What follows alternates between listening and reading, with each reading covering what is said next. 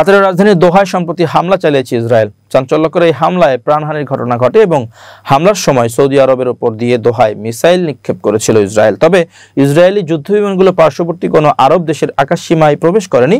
মার্কিন সংবাদ মাধ্যমের বরাত দিয়ে শনিবার 13 সেপ্টেম্বর এক প্রতিবেদনে তথ্য জানিয়েছে ইসরায়েলি সংবাদ মাধ্যম জেরুজালেম পোস্ট।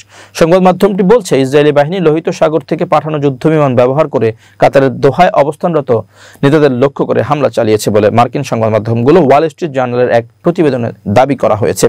গত শুক্রবার প্রকাশিত ওই প্রতিবেদনে কয়েকজন মার্কিন কর্মকর্তার বরাত দেওয়া হয়।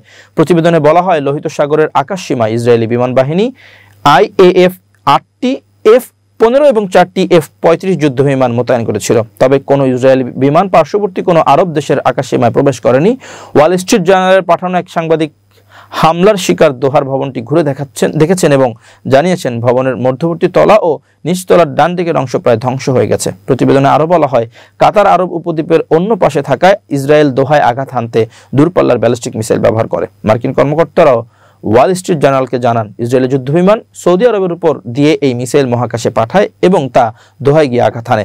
তারা বলেন, মহাকাশ ভিত্তিক মার্কিন সেন্সর মিসাইল উৎক্ষেপণের তাপ ও গতিপথ শনাক্ত করে নিশ্চিত হয়েছে যে এই লক্ষ্যবস্তু ছিল দোহা। এভাবে মহাকাশ দিয়ে মিসাইল পাঠানোর উদ্দেশ্য ছিল সৌদি আকাশসীমা লঙ্ঘনের অভিযোগ এড়ানো।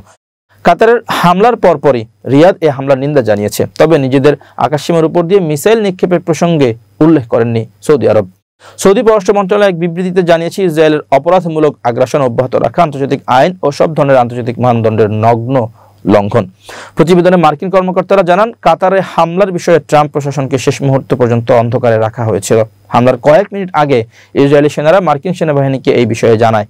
এক মার্কিন প্রতিরক্ষা কর্মকর্তা বলেন, সে সময় এই হামলা প্রত্যাহার বা থামানোর কোনো উপায় তখন আর ছিল না। এদিকে শুক্রবার দাবি করে হামলায় তাদের ভারপ্রাপ্ত নেতা খলিল আল হাইয়া বেঁচে গেছেন। এর আগের দিন একজন ইসরায়েলি কর্মকর্তা জেরুজালেম পোস্টকে জানান, এই হামলায় কোনো শীর্ষ ফিলিস্তিনি নেতা নিহত না হওয়ায় উদ্বেগ বেড়েছে।